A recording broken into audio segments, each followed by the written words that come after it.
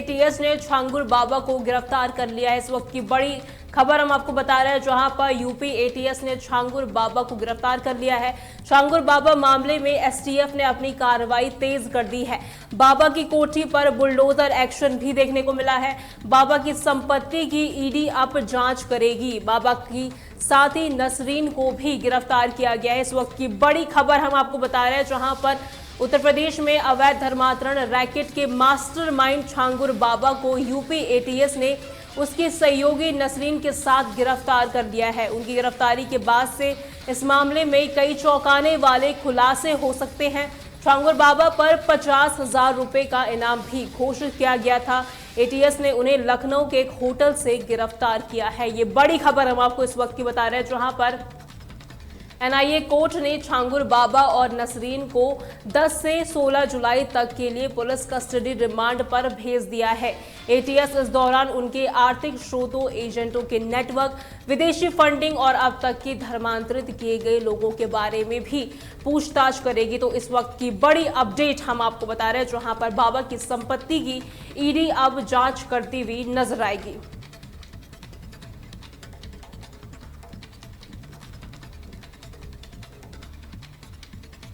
चलिए खबरों की ओर रुख करते हैं। खबर अमरोहा से है, जहां सावन का महीना 11 जुलाई से शुरू हो रहा है और इसी के साथ ही कांवड़ यात्रा भी जोर पकड़ने वाली है। इसी को ध्यान में रखते हुए अमरोहा की जिलाधिकारी निधि गुप्ता वत्स ने मंगलवार को कांवड़ मार्ग का निरीक्षण किया और सभी व्यवस्थाओं का जायजा लिया। डीएम ने साफ कहा कि कांवड़ियों को यात्रा के दौरान किसी भी तरह की असुविधा ना हो, इसके लिए प्रशासन पूरी तरह तैयार है। जहां जहां सड़कें खराब थी उनकी मरम्मत करवाकर गड्ढे भरवा दिए गए हैं। जल भराव की समस्या से निपटने के भी इंतजाम किए गए हैं।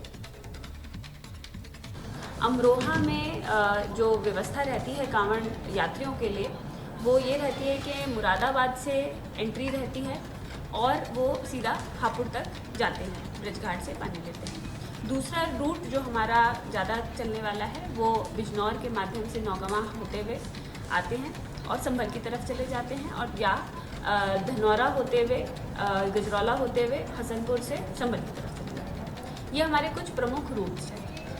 इन सब के मद्देनज़र सारे विभागों की बैठकें ले ली गई हैं। मजिस्ट्रेट्स की ड्यूटी और जोनल अधिकारी की ड्यूटी लगा दी गई है।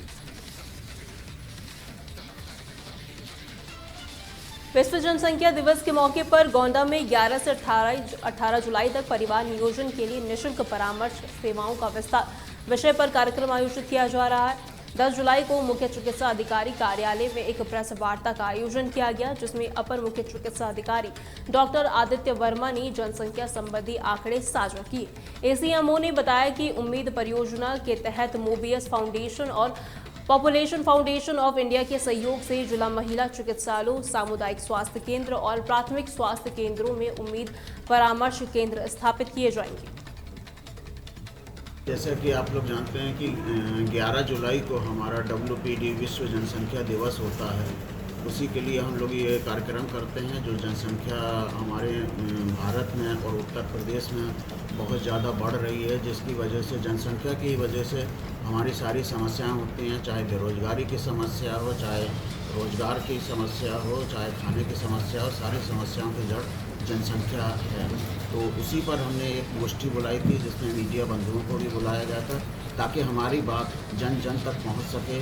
जो लोग नहीं जानते हैं, परिवार नियोजन के बारे में नहीं जानते हैं, उनको परिवार नियोजन की पूरी जानकारी। मुरादाबाद के थाना मनीठार के गुरेर गांव में मूसलाधार बारिश के कारण एक दर्दनाक हादसा हो गया। पेशे से ट्रक चालक नोमान अशरफ का कच्चा मकान अचानक भरभरा कर गिर गया। हादसे के वक्त नोमान की पत्नी और उनका 8 साल का बेटा घर में सो रहे थे। मलबे में दबने से अफसान रजा की मौके पर मौत हो गई, जबकि उनकी मां गंभीर रूप से घायल है। ग्रामीणों ने घायल मां को मलबे से बाहर निकालकर अस्पताल में भर्ती कराया है। ये मकान गिर गया था रात। इसमें माँ और बेटा सो रहे थे मकान में। बेटे की मौके पर ही मौत हो गई, माँ गंभीर रूप से घायल है। इन्हें अस्पताल में भर्ती करा दिया गया है। हाथ और फावड़ों से मलबा बचाया, इसमें भी 1 घंटा लगा।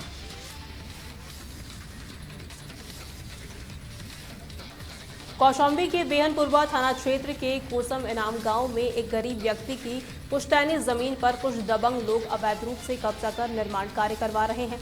पीड़ित ने इसकी शिकायत की। इसके बाद एसडीएम मंझनपुर ने कौशाम्बी थाने के एसएचओ को अवैध निर्माण कार्य रुकवाने का लिखित आदेश दिया। हालांकि पीड़ित का आरोप है कि थाना पुलिस ने एसडीएम के आदेश को अनदेखा कर कोई कार्रवाई नहीं की। पीड़ित संत लाल ने बुधवार को एसपी से मिलकर न्याय की गुहार लगाई है। पीड़ित ने एसपी से अवैध निर्माण रोकने और दोषियों के खिलाफ कड़ी कार्रवाई की मांग की है।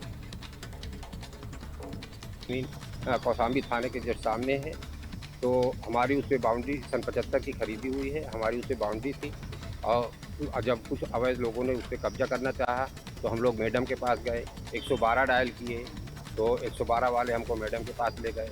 मैडम ने कहा देखिए हम इस मामले में कुछ नहीं कर सकते। हमारा सर ज़मीन का मामला है। हमारे पिताजी कौशाम्बी थाने के जो है ठीक सामने जो है हमारी एक विश्वा ज़मीन है जो हमारे पिताजी 1975 में रजिस्ट्री करवाई और उसका सारा डॉक्यूमेंट्स हमारे पास अभी भी है, सुरक्षित है। और उसके बाद हम देखते क्या है हम कि जो है इसमें जो है कुछ हमारी थोड़ी सी बाउंड्री थी, कुछ लोग जो है उसमें जो है बुलडोजर चलवा रहे थे। तब हमें पता चला तो हम जो है एसडीएम साहब के पास आए, उनसे शिकायत किए। शिकायत करने के बाद एसडीएम साहब जो इस पर लिख के आदेश।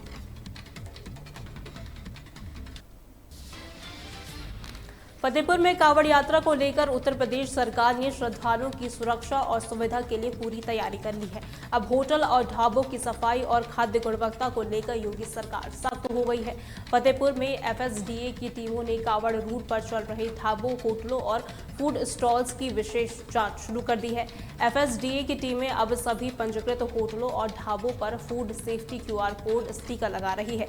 ये sticker food safety connect app से जुड़े हैं। इन्हें स्कैन करने पर किसी भी होटल या प्रतिष्ठान का रजिस्ट्रेशन नंबर, मालिक का नाम, जगह और मेन्यू की जानकारी तुरंत मिल जाएगी ताकि श्रद्धालुओं को शुद्ध और सुरक्षित भोजन मिल सके। कांवड़ यात्रा के दौरान ये फतेहपुर में कामेश्वर मंदिर बहुत प्रसिद्ध मंदिर है। यहाँ पर जो भी मिठाई की दुकानें हैं उनको जागरूक किया जा रहा है और विभाग द्वारा जो फूड सेफ्टी करंट ऐप दिया गया है उसके माध्यम से कस्टमर की संतुष्टि के लिए ऐप है, स्टिकर लगाए जा रहे हैं। उसमें दुकानदार का नाम पड़ा हुआ है, मोबाइल नंबर पड़ा हुआ है। फिर कोई समस्या होगी तो शिकायत कर सकते हैं। पूरे जिले में जो भी दुकानें हैं, होटल हैं, ढाबे हैं, स्वीट शॉप हैं, हर जगह कार्रवाई की जा रही है, लगातार की जाती रहेगी। कौन कौन से ऐसे मंदिर है जहाँ पर ये व्यवस्था की है?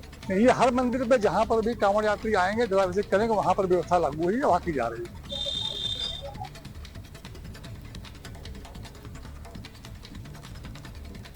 बांदा में शुक्रवार से शुरू हो रहे पवित्र सावन माह को लेकर विश्व हिंदू परिषद ने जिलाधिकारी कार्यालय पहुंचकर एक ज्ञापन सौंपा।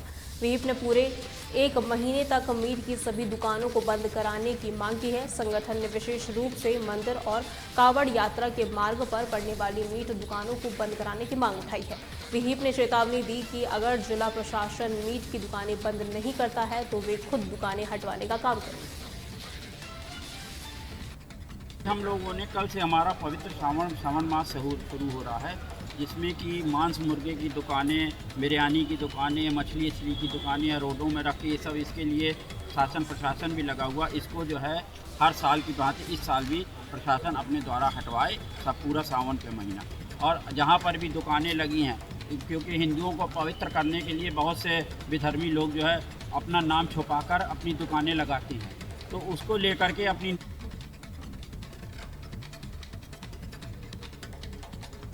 उत्तर प्रदेश की खबरों में फिलहाल के लिए इतना ही। देखते रहे तहलका डिजिटल 24/7।